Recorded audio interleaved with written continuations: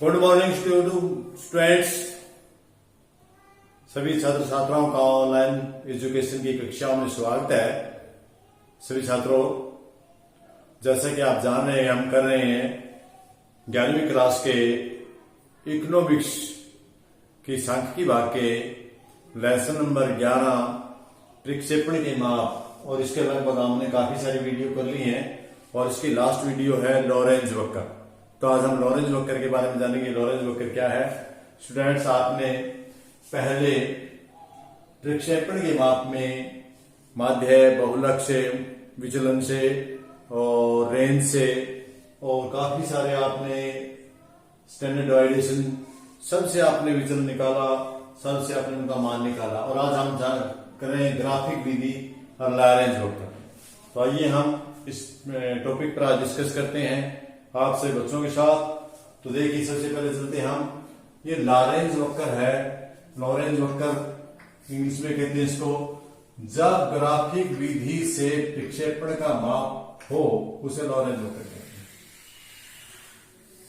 Graphic विधि से प्रक्षेपण के माप करने को हम लॉरेंज वक्र कहते हैं। और इसको लॉरेंज वक्र ही क्यों कहते हैं? क्योंकि डॉक्टर मैक्स लॉरेंज थे, उन्होंने ये थीम दी थी। ये थीम किसने दी थी? डॉक्टर मैक्स लॉरेंज ने, उसने दी थी। उन्होंने धन तथा आय की असमानता का अध्ययन करने के लिए, कोई दो देश हैं या कोई दो राज्य हैं, उनमें धन की, आय की असमानता का अध्ययन करने के लिए लॉरेंज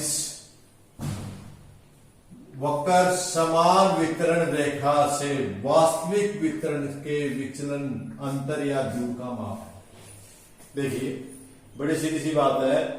जो लॉरेंज वक्र है वो है क्या? लॉरेंज वक्र, पहली बात तो वो प्रक्षेपण मापने की विधि है। उस विधि में है क्या? या तो धन आय की असमानता। यदि हम किसी में दो देशों में तुलनात्मक अध्ययन कर रहे हैं तो उनमें धन आय की समानता है, उसका अध्ययन करने के लिए लॉरेंज वक्र, जो लॉरेंज वक्र है वो समान वितरण रेखा से वास्तविक वितरण के विचलन, कितनी दूरी का माप है, यानी वो कितनी दूर है। जितनी दूर आपका लॉरेंज वक्र समान वितरण वक्र से दूर होगा, उतनी ही असमानताएं ज्यादा होंगी, आय की हो या धन की हो। लेकिन जितना उसके नजदीक हुआ, उतनी आय और धन की वितरण की असमानता कम होगी। तो हम करते हैं इस रेखा का आज अध्ययन। सबसे पहले इसकी रचना कैसे करेंगे? सबसे जो मूल्य दिए हुए हैं, हमें पहले मूल्य दिए होंगे, उन मूल्यों पे, यहां हो सकता है आपको व्यक्तिगत सारणी और खंडित सारणी में यहां आपको मूल्य मिलेंगे, वर्ग नहीं मिलेंगे। यहां मूल्य मिलेंगे, वर्ग नहीं मिलेंगे, तो मूल्यों को ही रखना आपने। और यदि आवर्ती वितरण श्रृंखला हो तो आवर्ती वितरण श्रृंखला में आपको ये वर्ग मिलेंगे। इन वर्गों का सबसे पहले मध्य मूल्य निकालना है आपने। ये रकम मिलेगी आपको प्रश्न में, एक ये रकम फ्रीक्वेंसी मिलेगी। इन दो रकमों के माध्यम से आपने क्या करना है? देश का मध्य मूल्य निकालना है। एक फ्रीक्वेंसी, ये फ्रम है, बी फ्रम की फ्रीक्वेंसी भी आपको मिलेगी, जिसमें है 150 और दूसरी है आपकी 100 और तीसरी है आपकी 90, 110 और 50। ये चीज आपको मिलेगी। ये एक देशीय भ्रम, एक ही हो सकता है, आपके एक ही भ्रम हो सकता है दो भ्रम हो। जिस प्रकार से वो प्रश्न पूछे से प्रकार से, एक है तो आपने इतना ही लेना सवाल, दो है तो दोनों को लेना। तो क्योंकि हम तुलनात्मक अध्ययन करना है, इसलिए दो ज्यादा रहेंगी, दो को पता लगाएंगे हम कि कौन सा नजदीक है, कौन सा दूर है, तो हम दो देख के ले रहे हैं। यदि यहाँ आपके आंकड़े वितरण श्रृंखला, आवर्ती वितरण श्रृंखला है, तो इस प्रकार से वर्गों में मिलेगा, आपने वर्गांतर मिलेंगे। और यदि आवर्ती वितरण श्रृंखला की वजह खंडित श्रृंखला, व्यक्तिगत श्रृंखला, तो आपको आंकड़े मिलेंगे, उनमें आपने करने की जरूरत नहीं है। यदि आपके आवर्ती वितरण श्रृंखला है तो सबसे पहले आप इसका मध्य मूल्य निकालेंगे। कितना है आपका? 60 और ये हो गया आपका 50, 120। 120 को 2 से भाग दें, क्योंकि जैसे विद्यार्थी आपको पता है, आप इससे काफी समय से करते आ रहे हैं। कि निचली सीमा और ऊपरी सीमा को जोड़ के 2 से भाग दिया जाए तो मध्य मूल्य आ जाता है। तो मध्य मूल्य 50 और 120, 120 को 2 से भाग देंगे आपका आएगा 60, 70 और योग 160 भाग देंगे 2 से 80, योग आपका 200 हो गया 100, इसको आप भाग देंगे 140, 240, 240 को आप 2 से भाग देंगे 120 और इसको भाग देंगे आप 180 और 180 का 2 करेंगे तो 180 2 से भाग 280 हो गया, सॉरी 280 तो 102 4 104। तो देखिए छात्र सबसे पहले तो आपने यही निकाल लेना है आपका मध्य मूल्य आ गया। यहां तक आ गया, आपको चिंता करने की जरूरत नहीं है, आराम से आ जाए। सवाल लंबा जरूर है लेकिन इतना कठिन भी नहीं है। अब आपने दूसरा काम करना है, इसकी संचय निकालनी है। तो 60 पहले 60 होगी, इसके बाद आप जोड़ो 140 हो जाएगी, फिर जोड़ो आप 140 और 100 240 हो जाएगी, 240 में 160 जोड़ो 360 हो जाएगी और 360 में 140 जोड़ो पूरा 500 हो जाएगा और मध्य मूल्य ये हमारा संचय आवृत्ति हो जाएगी। और यदि हमारा इसका ई सिग्मा एम निकालें, चलो इसकी सिग्मा एम की हमें जरूरत पड़ेगी। क्यों पड़ेगी? क्योंकि हमने सिग्मा एम संचय आवृत्ति निकालनी है। सिग्मा एम निकाल लेते हैं हम। सिग्मा एम बराबर आपका है 500। स्टूडेंट्स ये और ये आपका बराबर आना चाहिए तो आपका रिश्ता ठीक है। संचय थोड़ी सी यहां दिक्कत आएगी आपको कि संचय को प्रतिशत में कैसे निकालना। देखिए 60 कितने में से है? 500 में से है। 500 में से छात्र के पास है 60, तो 1 में से 60 बटे 500 और गुणा में 100, 0 0 12 5 7, ये आपका आ गया 12%। इतना कठिन नहीं है, आराम से निकाल लेंगे आप। अगला आपका है 500 में से आपका 140, 140 बटे 500 गुणा में 100, 2 0 कट गई, या गया 5 गुणा 45 28%। इसी प्रकार इसका अगला आपका आ गया 500 में से आपका 240 बटे 500 गुणा में 100, 2 0 कट गई 5, 4 5 20, 8 5 40 48 आ गई। और इसके बाद आपका अगला है 500 में से कितना आपका 360 बटे 500 गुणा में 100, 0 0 काटो, 5 से 7 5 35, बच गया 5 10 72 आ गया। ये परसेंट में आ रहे हैं, प्रतिशत में ये 70 आ गया आपका। 500 है, 500 में से 500 ये आपका कितना आ गया 100%, ये 100%। ये आपके आगे संचय आवर्ती 12 28 48 72 100। ठीक है, ये तो था दोनों ही फर्मों के लिए मजदूरी का। ये दोनों फर्मों की मजदूरी थी, समान मजदूरी दे रही है। अब हमने अगला कदम क्या है, हमारा अगला स्टेप क्या है? अगला स्टेप ए फर्म देगी। ये हमारे पास ए फर्म है, इसकी फ्रीक्वेंसी कितनी है? इसकी आवृत्ति है वो 20 है। तो इसकी संचय आवृत्ति निकालेंगे, पहले 20 आएगी, 20 के बाद 35 हो जाएगी, 35 के बाद आप 35 और 20 55 हो जाएगी, 55 और 25 60 80 हो जाएगी, 80 और 20 100 हो जाएगी। ठीक है, अब इसकी भी इसी प्रकार निकालेंगे आप। संचय शेयर प्रतिशत निकालेंगे तो कैसे निकालोगे आप? अब सबसे पहले क्या करेंगे, देखिए 100 में से इसका, क्योंकि इसको आप जोड़ेंगे तो फ्रीक्वेंसी का जोड़ेंगे 100 आएगा सिग्मा एफ। और इसको यदि हमसे प्रतिशत में बदलेंगे तो क्या करेंगे आप? 100 में से 20 और 1 बटे 100 और गुणा में 100 से 100 कट गया, ये 20%। अगला है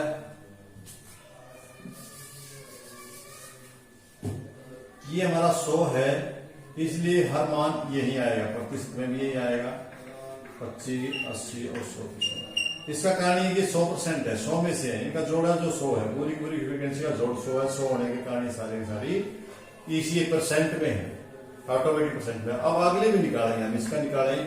इसका हमारे पास कितना है? इसकी सबसे पहले समझिए, ए फर्म का हिसाब किताब हो गया। बी फर्म के हिसाब किताब में बी में हम क्या करेंगे? सबसे पहले इसकी संचय करेंगे 150 250 फिर 250 में 90 जोड़े, 340 में 110 जोड़े, 450 में 5 जोड़े 500, ये आपका 500।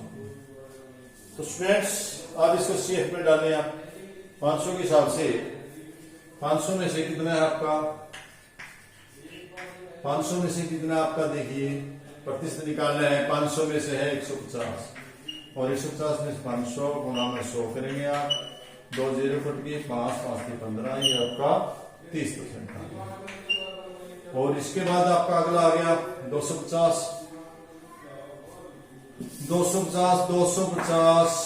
बटे 500 गुणा में 100, 0 0 कट गई, 5 5 25, 0 छात्रों आसान है, इजी है, आराम से यदि आप निकालना चाहे निकाल सकते हैं इसको आसानी से। इसी प्रकार आप अगला करेंगे। इसके बाद 340 बटे में 500 गुणा में 100, इसका अपना निकालना 0 5 540 था ये, 6 5 30 और 8 5 40, 68% आ गया। इसके बाद अगर आपका 450 50 बटे 500 गुणा में 100, 2 0 कट गई, 5 में 45, 90% का। और लास्ट का आपका 500 से 500 100%। छात्रों ये था आपका परसेंट निकालना, यही थोड़ा सा इसका टिपिकल था, बाकी आसान है। अब तक यहाँ जो आपने किया, यहाँ तक मेरे ख्याल में तालिका में आपको अच्छे से समझ में आ गया होगा। और अब हम कर रहे हैं लॉरेंज वेक्टर का ग्राफिक विधि से वक्र निकालेंगे हम इसका।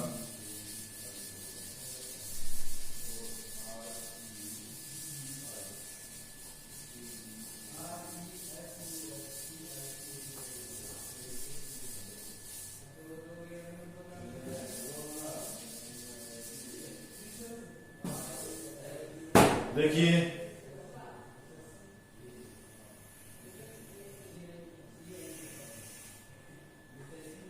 जैसे कि मैंने इसे शुरू में बताया था, आपने क्या लेना, आपने फ्रीक्वेंसी वर्कर जो इसमें कर्मचारी हैं वर्कर यहां ले लेंगे और आई यहां ले लेंगे। ठीक है, दोनों चीज आ गई। ये परसेंट में इनकम परसेंट में और वर्कर भी परसेंट में। यहां हमारा कितना है, एक हम कितने 10 के आंकड़े ले लेते हैं, 100 तक कर लेंगे। 10 20 30 40 50 60 70 80 90 और ये 100। इधर 10 20 30 40 50 60 70 80 90 और ये हमारे पास हमने ग्राफ पेपर पे निशान लगा लिए हैं आपने। ये हमारा OX जिसपे हमने वर्कर लिए हैं, OY जिसपे हमने इनकी इनकम ली है। तो सबसे पहले जो हमारा वर्कर है समान वितरण, समान वितरण को बढ़ाने के लिए आप क्या करेंगे, 100 पे 100 ले जाए आप, या आप इसको आयत भी बना सकते हैं। ये बिंदु आपका, तो यहां से आप बिल्कुल 45 डिग्री कोण पे ओ बिंदु को मिलाएंगे। इसको हम कहेंगे समान वितरण रेखा। कौन सी कहेंगे आप इसको, equal distribution line, equal distribution line, समान वितरण रेखा। अब आइए आप फ्रंट ए पर आइए। सबसे पहले हम फ्रंट ए का देखते हैं। फ्रंट ए में देखेंगे आप, फ्रंट ए का आपका परसेंट ये है, इसको दिखाएंगे। बी का आपका ये ए का है और ये आपका बी का। इन दो लाइनों की हमें जरूरत है ज्यादा। सबसे पहले आप देखिए इसका फ्रंट ए का कितना है 20 और इनकम कितनी है। अब जो तुलना करें वो किस किस में करेंगे, इसमें ए फ्रंट के साथ और इसमें, इन दोनों को देखें। आय है 12 कहां होगा आपका, यहां होगा, और 20 कहां होगा आपका ये 20 है, 20 यहां, तो ये आपका ये बिंदु ये आता है। इसके बाद आपका दूसरा है 28 और 35। 28 आपका लगभग 30 के नीचे आएगा और 30 आपका ऊपर जाएगा। 30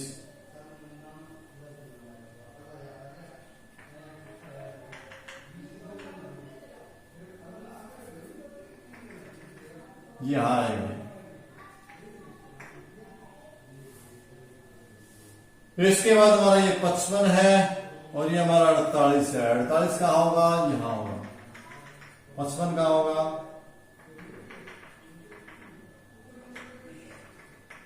ये बिंदु। और इसके बाद आपका दूसरा अगला ये हमारा 80 है, ये हमारा 72 है। 72 से निकालो कहां होगा? 72 है यहां, और 80 का है।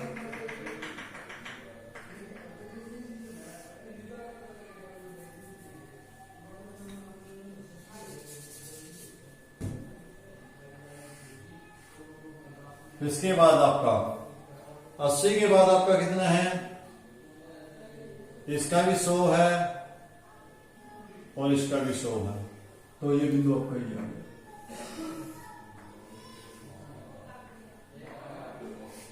इस प्रकार का ये वक्र आपका बनेगा। ये थोड़ा मोटा आपके यहां दूरी का अंदाजा लेने के हिसाब से थोड़ी मोटी गलती हो सकती है।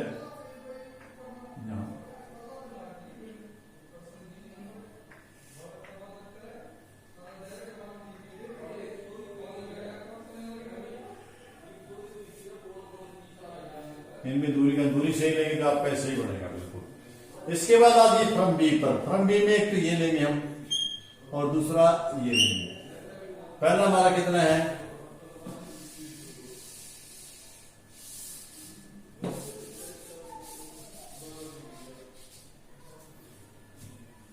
पहला हमारा है आय है 12, ये 12 ही रहेगी आपकी, और 30 रहेगी। ये बिंदु आया इसमें, तो यहां से यहां आ गया। इसके बाद आपका अगला है, ये है आपका 28 और ये है आपका 50। ये 28 पहले भी 28 था, 28 ही रहेगा।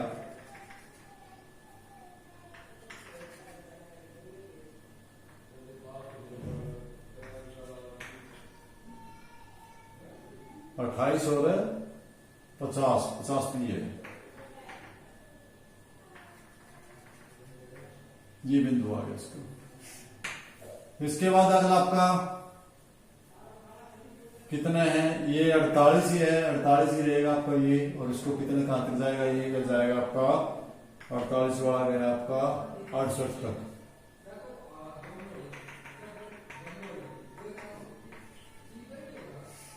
जी हाँ। और इसके बाद अगला आपका है 72 वाला कहां तक गया? 90 तक।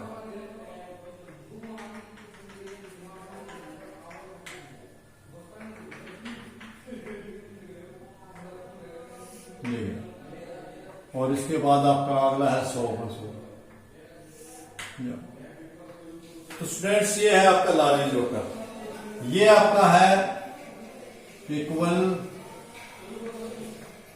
Distribute line.